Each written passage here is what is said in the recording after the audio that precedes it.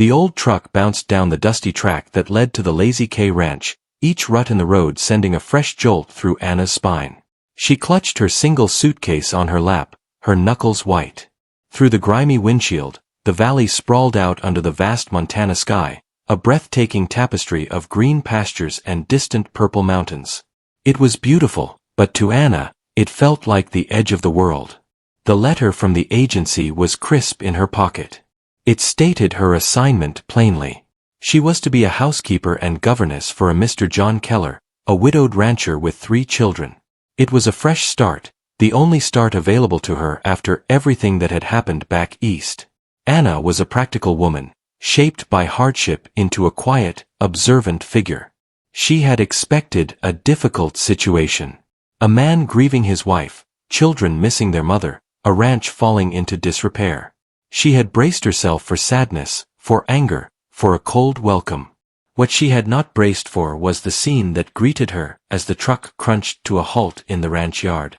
The house itself was a long, low structure of weathered wood, not unkempt but bearing the marks of a place run without a woman's touch for too long.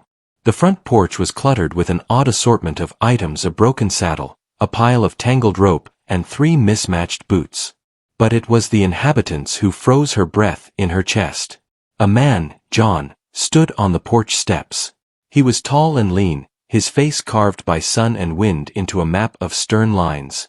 His hat was pulled low, shadowing his eyes, but his posture spoke of a deep, tired weariness. He did not smile. He simply gave a short, sharp nod to the driver. Flanking him were the children. The 2 boys, Sam and Ben, who looked about 10 and 8, stood like miniature, dusty sentinels beside their father. Their clothes were worn, their faces were smudged with dirt, and their expressions were identically closed and suspicious. But it was the little girl that made Anna's heart twist. Mary, no more than 5, clung to her father's leg. She wore a dress that was too small and her hair was a wild tangle of brown curls. In her arms, she clutched not a doll, but a very real, very old-looking chicken, its beady eyes blinking slowly. No one spoke. The driver tipped his hat, unloaded Anna's suitcase onto the dusty ground, and without a word, turned his truck around and left, the sound of the engine fading into the immense silence of the valley. Anna was alone with this silent, staring family. "The agency sent you," John said finally. His voice was gravelly, not unkind, but utterly devoid of warmth. It was a statement, not a greeting. "Yes, sir. I'm Anna," she said, forcing her voice to stay steady. She offered a small smile to the children. They did not smile back. Mary buried her face in her father's trousers. John gestured toward the house with his chin. "Your room is off the kitchen. The boys will show you." He then turned and walked into the house, Mary still attached to his leg, leaving Anna standing there with her suitcase. Sam, the older boy, wordlessly picked up her bag and trudged inside. Ben followed, casting one long, measuring look over his shoulder. That first evening was a study in quiet tension. Anna's room was small and clean, containing only a bed, a dresser, and a washbasin. She unpacked her few belongings quickly. The kitchen, when she ventured into it, was functional but disorganized. She made a simple supper of beans and cornbread with provisions she found. The family ate at a scarred wooden table in near silence. John asked the boys brief questions about the fence line they'd mended. The boys gave monosyllabic answers. Mary fed bits of her cornbread to the chicken, which had followed her inside and now perched on an empty chair. "The chicken doesn't belong in the house," Anna said gently, as she cleared the plates. John looked up, his gaze sharp. "That's Clucky. She stays where Mary wants." Anna met his eyes, then nodded. It was not a battle worth fighting on the first day. She washed the dishes in silence, feeling 4 pairs of eyes on her back. The weight of their collective grief and distrust was a physical presence in the room. The next 2 days followed a similar pattern. Anna rose before dawn, trying to bring order to the chaotic house. She scrubbed floors that hadn't seen a proper mop in months. She beat dust from curtains and sorted through piles of mending. She cooked simple, hearty meals that were eaten with functional silence. The children obeyed direct commands but offered no conversation. John was a ghost in his own home, leaving before first light and returning after dark, speaking only when necessary. Anna began to notice things.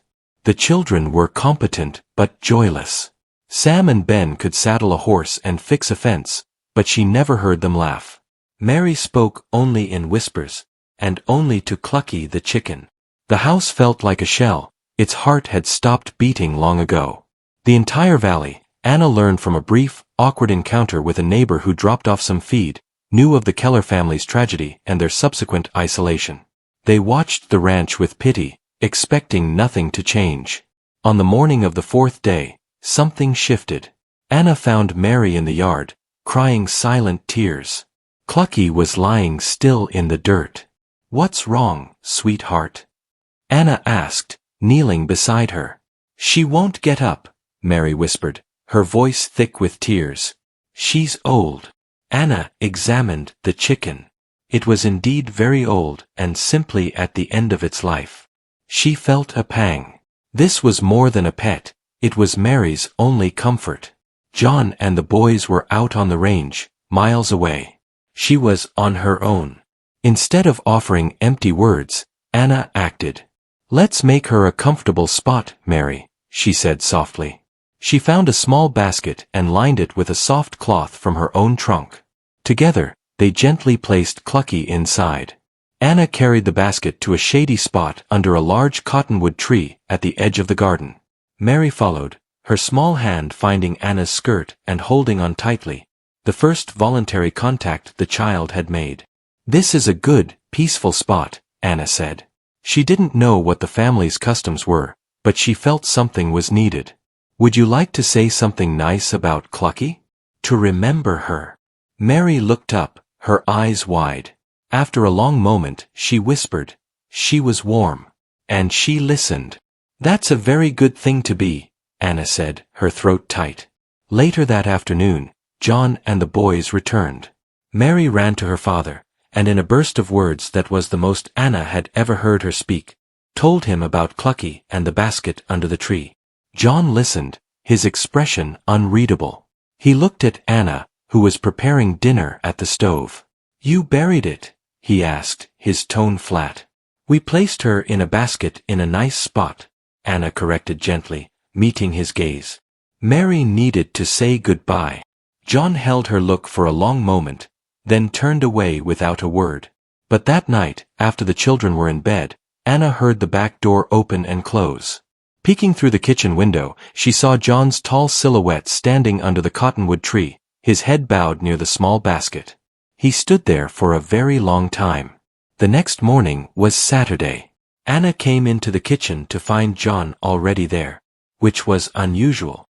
The boys were at the table, looking uncertain. "No chores today," John announced, his voice rough. "We're going into town." The boys stared, bewildered. Town trips were rare and strictly for supplies. Anna simply nodded, wondering what this meant.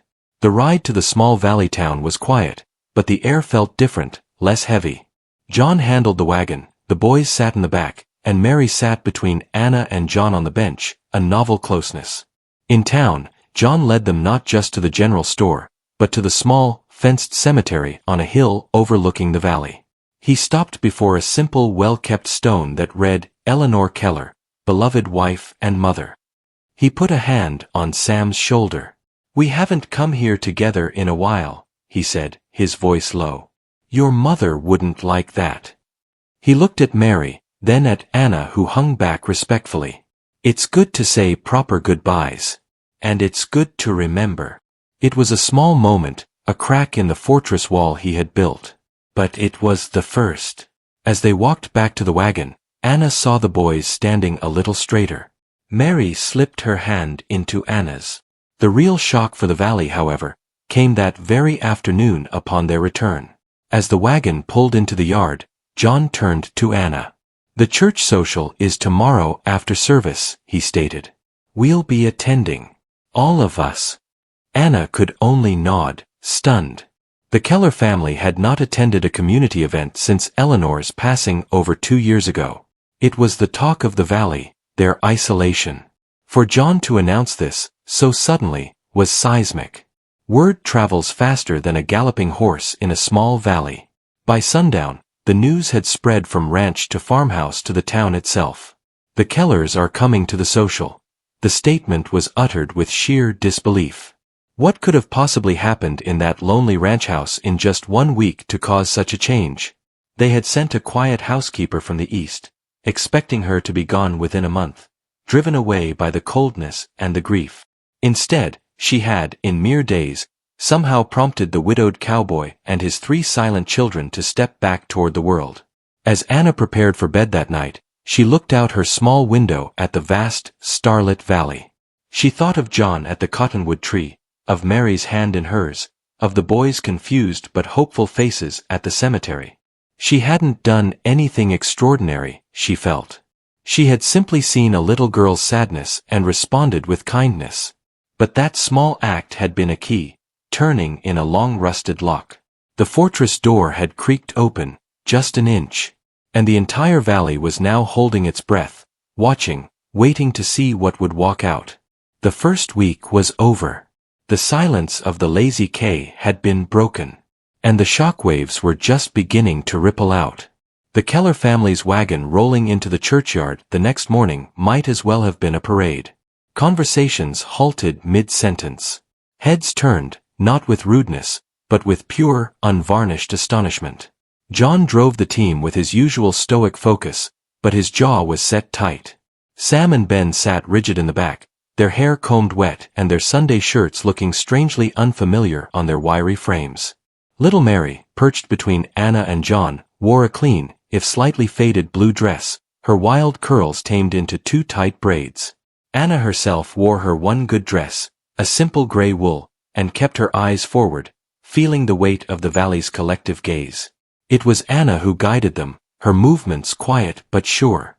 She shepherded the children off the wagon, took Mary's hand, and led the way toward the small white church. John fell into step beside her, a silent, towering presence. The boys followed close behind. The crowd parted for them, a silent sea of curious faces. Anna heard the whispered word, Keller, ripple through the air like a wind through grass. The service was a trial of endurance. They sat in the Keller family pew, which had sat empty for so long it had become a monument to absence. The children were unnaturally still. Mary leaned against Anna's arm, her small body tense. The preacher's sermon about compassion and community seemed to hang in the air, directed right at them. John stared straight ahead at the cross above the pulpit, his face a mask of stone, but Anna saw the muscle working in his cheek. The true test came after the final hymn, when everyone filed out into the sunny yard for the social. Long tables groaned with food brought by the women of the valley: fried chicken, potato salads, pies of every description. The buzz of conversation resumed, but it was stilted, shot through with glances toward the Keller family, who stood together like an island in the cheerful stream. Anna took a deep breath. She had come this far. She walked to the nearest table, picked up a plate, and began filling it for Mary. "Would you like some lemonade, sweetheart?" she asked, her voice clear and calm in the hushed atmosphere around them. This simple, normal act seemed to break a spell. Mrs. Miller, the grocer's wife, a kind-faced woman with gentle eyes, stepped forward. "Why, Mary Keller, look how you've grown," she said, her voice warm. She glanced at Anna with a mixture of curiosity and approval. "And you must be Anna. We've heard you're at the Lazy K." "Yes, ma'am," Anna said, offering a polite smile. "It's a pleasure to meet you." One by one, other women approached, drawn by Mrs. Miller's lead and the powerful human desire to see a story unfold. They spoke to the children, complimenting Mary's braids, asking the boys about their horses. The boys answered in shy, short sentences, but they answered. John stood apart, nodding gravely when spoken to, his replies brief. He was not friendly, but he was present. That, in itself, was a revelation. The real shock of the day, however, came from an unexpected quarter. As the children began to relax, Sam and Ben were pulled into a game of tag by some of the other ranch boys. Mary sat on a blanket, carefully eating a slice of pie, watching the other little girls play with their dolls. Anna stood nearby, speaking with Mrs. Miller about preserving tomatoes. They all heard the raised voice. It belonged to Tom Briggs, a rancher from the northern end of the valley, a man known for his blunt tongue and old-fashioned views. He was standing with a group of men, including John, his voice carrying. "Just saying, John, a man needs a real helpmate out there. Not some agency girl from back east who'll wilt at the first hard frost or run off when the work gets tough. What you need is a sturdy woman who knows ranching, not just how to sweep a floor." The yard went quiet again. All eyes swung to John. Anna felt her face grow warm, but she kept her posture straight. This was the challenge she had expected, just not so publicly. John looked at Tom Briggs for a long, silent moment. Then he did something no one had seen him do in public since Eleanor's death. He spoke more than 3 words, and his voice, though quiet, carried absolute certainty. "Anna stays," he said. The finality in his tone was like a shut door. "She cared for my children when they needed it. She respects my home. That's all a man needs to know. The kind of work she does or doesn't know is my business, not yours, Tom." A murmur ran through the crowd. John Keller had not just defended his new housekeeper, he had claimed her as part of his household. Tom Briggs reddened, muttered something, and turned away. The conversation among the men slowly resumed, but the atmosphere had changed. John's loyalty, once given, was known to be unshakable. He had just given a piece of it to Anna. The journey home was different. The silence in the wagon was thoughtful, not heavy.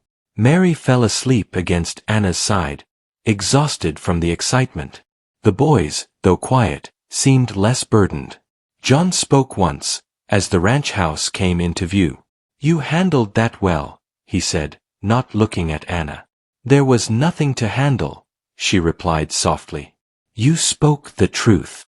He gave a faint, almost imperceptible nod. The following week saw a subtle thaw inside the Lazy K ranch house. The children began to speak to Anna without being spoken to first. Sam asked her one morning if she could fix a tear in his favorite shirt. Ben shyly showed her a bird's nest he'd found.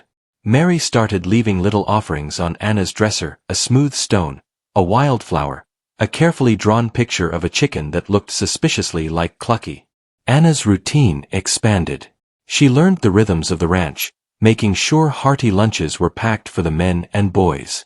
She started a vegetable garden in a long-neglected patch by the kitchen, the boys helping her turn the hard earth. She found Eleanor's old recipe book on a high shelf, its pages clean and precise. One evening, she made Eleanor's recipe for apple spice cake.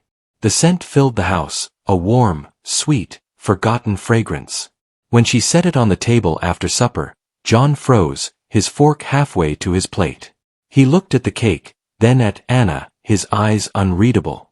For a terrifying second, Anna thought she had made a terrible mistake, overstepped a sacred line.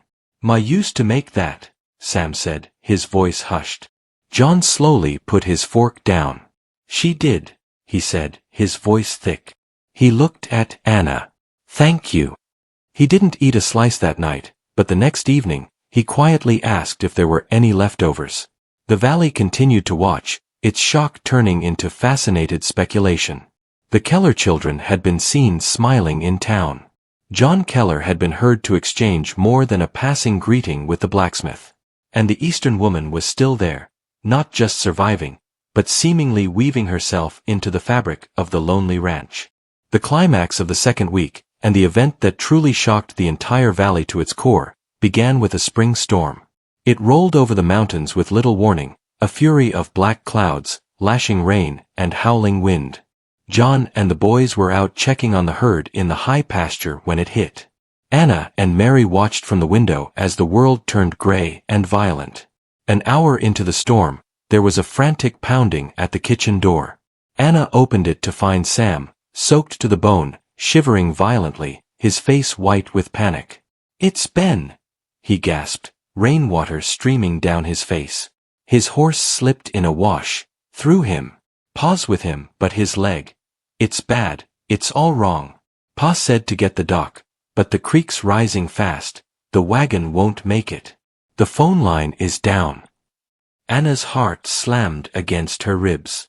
The doctor lived in town, a good 40 minutes away in good weather. In this storm, with the creek flooding, it could be hours. And a broken leg, out in that cold, muddy pasture. She thought of the boy's pain, of John's helplessness. She didn't hesitate. Sam, go change into dry clothes right now. Stoke the fire in the main room hot as you can. Get all the blankets you can find and put them by the fire. Tear some old sheets into long strips for bandages. Do it now. Her voice was so calm, so commanding, that Sam immediately stopped crying and ran to do as he was told. Anna turned to Mary, who was clinging to her skirt, eyes wide with fear. Mary, I need you to be my big, brave helper. I need you to put the big kettle on the stove and keep filling it with water to get it boiling. Can you do that? Mary nodded, her small jaw set with determination. Then Anna did what no one in the valley would have ever believed.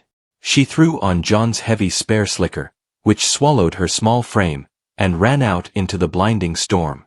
She didn't head for town. She went straight to the barn. 10 minutes later, Sam and Mary heard a sound that cut through the roar of the wind. The determined, steady chugging of a tractor engine. They ran to the window. Through the sheets of rain, they saw Anna at the wheel of the ranch's old, heavy work tractor, its headlights carving through the gloom. She had hooked a flatbed trailer behind it. She drove it right up to the porch. She leapt down, the slicker flapping around her. Sam, help me load the trailer. Mattresses, blankets, the canvas tarp. Hurry. Together, they hauled a mattress and a pile of blankets onto the trailer, securing them with rope as the rain hammered down. Anna's hands worked deftly, tying knots she'd learned years ago on her uncle's farm, a lifetime ago. Stay here with Mary, she ordered Sam. Keep the water boiling and the fire hot. I'm going to bring them back. Before Sam could protest, Anna climbed back onto the tractor. With a grinding of gears, the massive machine turned and trundled off into the storm, following the muddy track toward the high pasture. The red tail lights vanished into the gray wall of rain. Sam and Mary stood at the window, stunned. The quiet Eastern housekeeper, the woman they thought only knew cooking and cleaning, was driving a tractor through a flash flood to perform a rescue. The news, when it eventually spread, would be unbelievable. But in that moment, on the tractor, Anna's mind was clear. The wind tore at her, the rain stung her face, and the creek water swirled over the track ahead. She geared down and pushed the heavy tractor through, its weight and power her only allies. She thought of Ben's face, of John's desperate eyes. She was not just the housekeeper anymore. She was their only lifeline. And she was not turning back. The tractor's headlights were two frail spears against the storm's fury. Anna leaned forward, squinting through the rain-smeared view, her knuckles white on the cold steering wheel. The track was a river of mud, but the tractor's weight and slow, relentless pace carried her through. The roaring creek, usually a gentle stream, was a boiling brown torrent, but it had not yet washed out the low wooden bridge. The tractor rumbled across, the planks groaning in protest but holding firm. She found them in a sodden hollow under a clump of scrub pines. John was kneeling in the mud, his own slicker draped over Ben, who lay pale and still on the ground. The boy's face was etched with pain, his teeth clenched against whimpers. His left leg was bent at a sickening, unnatural angle just below the knee. John looked up as the tractor lights swept over them, and for a split second, his stern mask shattered completely, revealing a raw, terrified relief that struck Anna harder than the wind. He didn't ask how or why. There was no time. Together, moving with a grim, synchronized efficiency, they worked. John used his knife to cut away Ben's soaked pant leg. Anna had brought a straight piece of seasoned wood from the barn for a splint, along with the bandage strips. As John held Ben steady, speaking to him in a low, calming rumble that was so unlike his usual terseness, Anna carefully aligned the limb as best she could and secured the splint. Ben cried out, a sharp sound lost in the wind, then fainted, which was a small mercy. They lifted him onto the mattress on the trailer, wrapping him in dry blankets and covering everything with a heavy canvas tarp to keep out the rain. John climbed onto the trailer to hold his son, cradling Ben's head in his lap. Anna met his eyes over the boy's still form. The gratitude in his gaze was a physical force. He gave a single, grave nod. The return journey was even slower, every jolt a potential agony for Ben.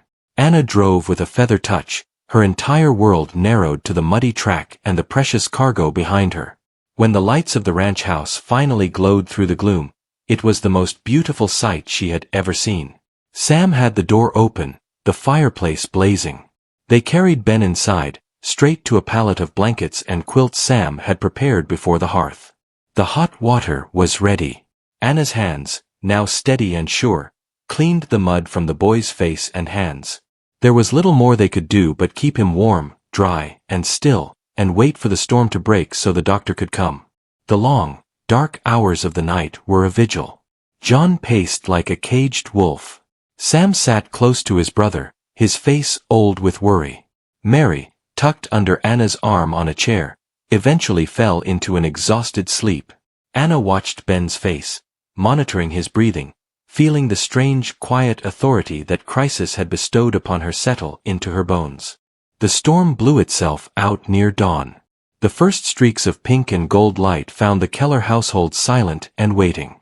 Ben had woken once, disoriented and in pain, but had slipped back into a restless sleep. It was then that John finally spoke, his voice rough from the long silence. "Where did you learn to drive a tractor? To splint a leg?" he asked, not looking at her, his eyes on his son. "My uncle had a dairy farm in Pennsylvania," Anna said quietly, smoothing Mary's hair. "I lived there after my parents died. I drove tractors, helped with calving, set a broken arm for a hired hand once when the doctor was delayed. It was a long time ago." John absorbed this. The agency papers had listed her as a seamstress and cook from Philadelphia. They had not mentioned a farm, or loss, or competence of this kind. "You didn't say. You didn't ask," she replied softly. "And it wasn't what you needed a housekeeper to be." He looked at her then, truly looked at her, as if seeing her for the first time. He saw not just the quiet woman who had tidied his house, but the one who had buried a chicken with tenderness, faced down the valley's scrutiny, and commandeered heavy machinery to save his son. "I was wrong," he said, the words simple and profound. The doctor arrived mid-morning, his buggy slogging through the mud. He was a gruff, elderly man who had delivered all 3 Keller children. His examination of Ben was thorough. After setting the leg properly and applying a plaster cast, he took John aside. "Clean break. It'll heal fine with time," the doctor said, packing his bag. He glanced through the doorway to the kitchen where Anna was stirring a pot of oatmeal. "That woman of yours. Sam told me what she did. Driving the tractor out in that tempest. Smart. That heavy machine was the only thing that would have made it. If you tried to bring the boy back on horseback." He shook his head, leaving the grim alternative unspoken. "You keep her, John. A woman with a head like that on her shoulders is worth more than gold out here." The doctor's words, echoing John's own defense of Anna at the social, but with a new, respectful gravity, seemed to seal something. News of the rescue exploded across the valley with the clearing weather. It was not just gossip anymore. It was legend. The Eastern woman drove the tractor through the flood to fetch young Ben Keller. She set the leg herself.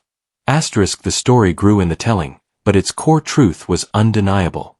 Anna had transformed in the public eye from a curious oddity into a figure of capability and quiet heroism.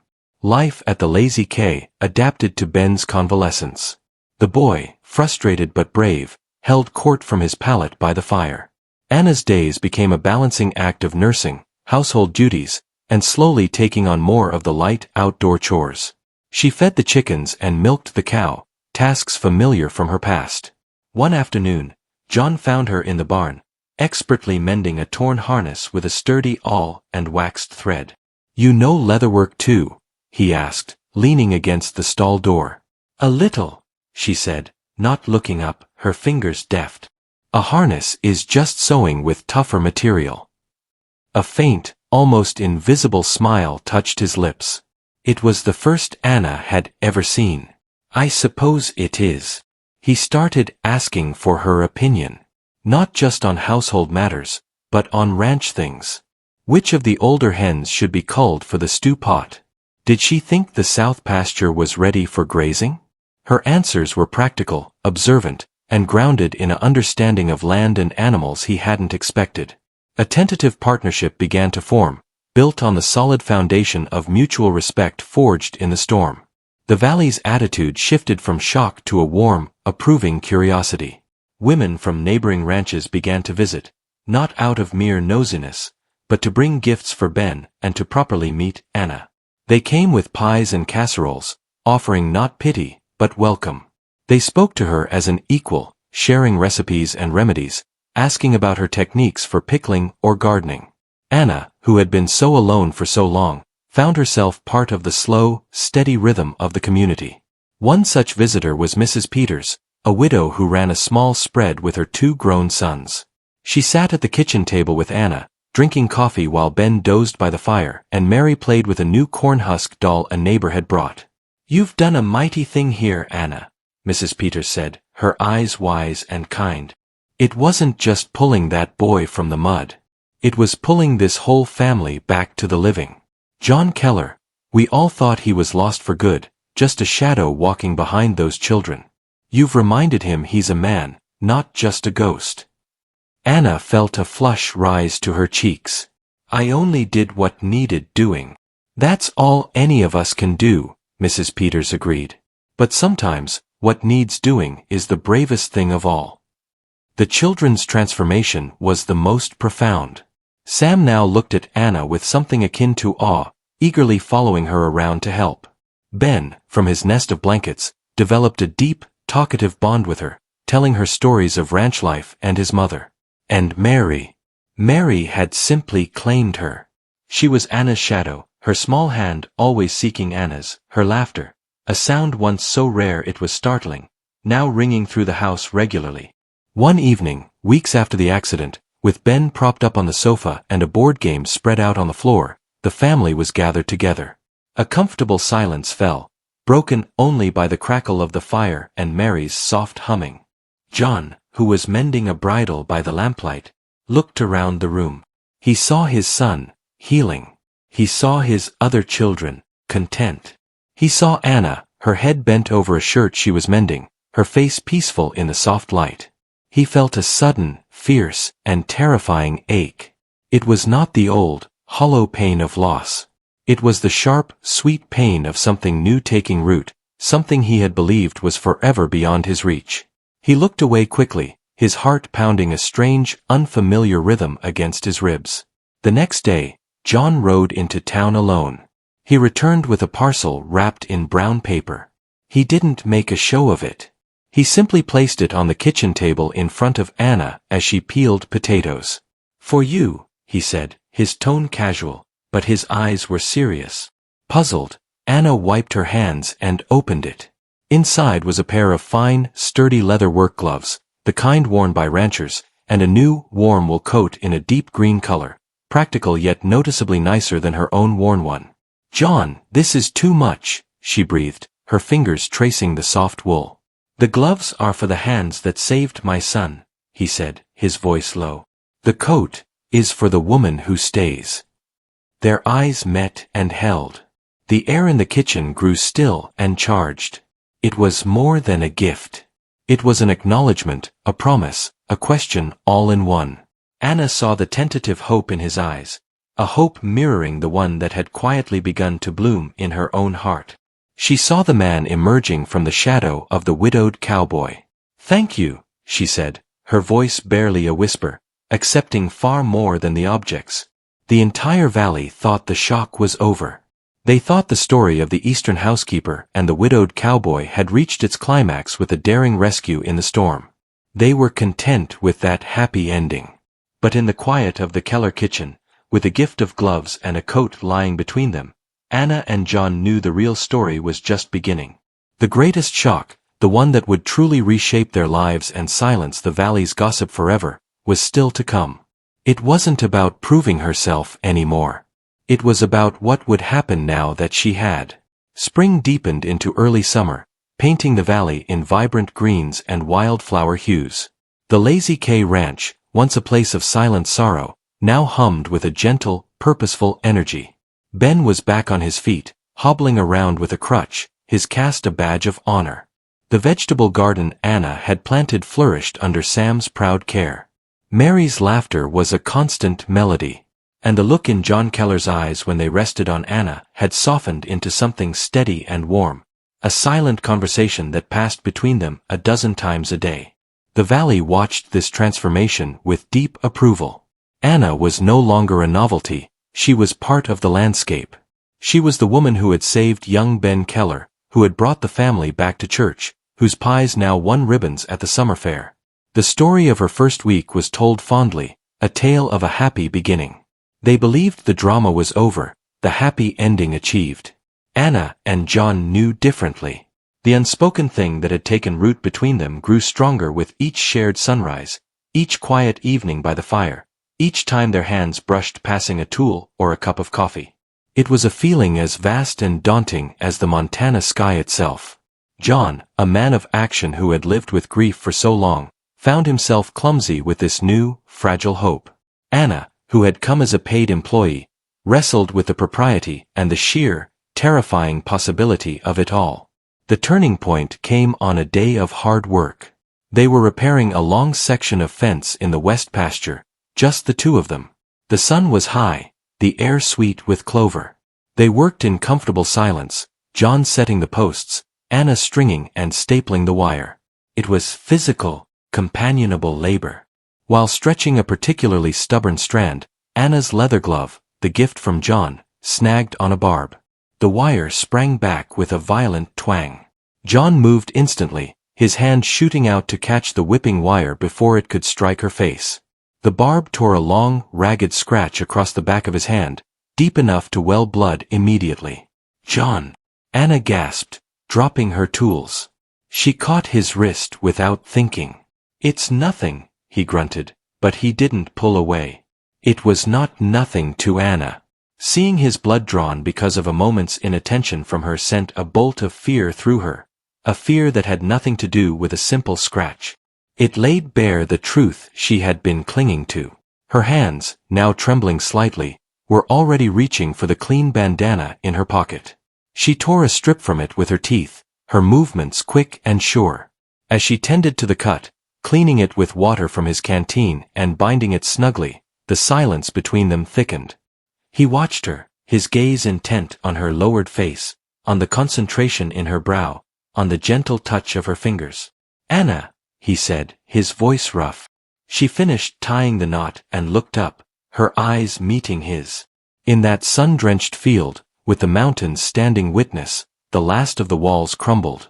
The words he hadn't known how to say, the feelings she had locked away, were suddenly there, clear and undeniable in the space between them. I can't pretend this is just a job anymore," she whispered, the confession tumbling out. "I care for the children as if they were my own. And She trailed off, her courage faltering. "And you?" he prompted, his voice so soft it was almost carried away by the breeze. "And I look for you," she said, the truth simple and devastating. "I listen for your step on the porch. This place, it feels like my home. But I don't know what that means, or where I stand." John let out a long, slow breath, as if he had been holding it for 2 years. He reached out with his uninjured hand and very carefully, as though she might vanish, brushed a stray wisp of hair from her cheek, his work-roughened fingers lingering against her skin. "It means you stay," he said, the words not a command, but a plea, a promise. "It means you stand right here. With me. If you'll have a stubborn cowboy and a ready-made family."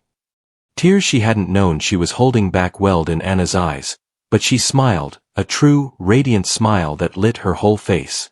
She placed her hand over his where it rested against her cheek.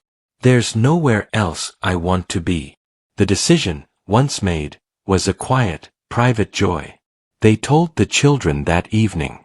Sam grinned, Ben hooped from his chair, and Mary simply climbed into Anna's lap and wrapped her small arms around her neck, whispering, "I knew you would stay forever." They decided there would be no grand spectacle. They would go to the courthouse in town, just the family, and then have a small supper at home. It was what felt right to them, a true beginning for their blended family, not a performance for the valley. They asked the children to keep it a secret until it was done, a rare and exciting conspiracy. The following Tuesday, they rode into town. To any observer, it was just the Keller family on an errand. They went to the mercantile for supplies, they stopped at the post office. And then, with a shared, steadying look, John and Anna led the children up the steps of the modest county courthouse. Fate, however, has a sense of drama. Mrs. Miller, the grocer's wife, was just leaving the courthouse after paying a tax. She saw the Kellers entering, not the sheriff's office, but the clerk's office where marriage licenses were issued. Her eyes widened. She stood frozen on the steps for a full minute, then hurried home, her heart pounding. She told her husband. He told the blacksmith. The blacksmith told the postmaster. By the time John, Anna, and the children emerged an hour later, as husband and wife, a small, utterly stunned crowd had gathered discreetly across the street. There was no rice, no cheering. Just a profound, breathless silence as John helped Anna into the wagon with a new, open tenderness, as the children smiled with a secret-kept happiness. They drove out of town, leaving a wake of pure, unadulterated shock.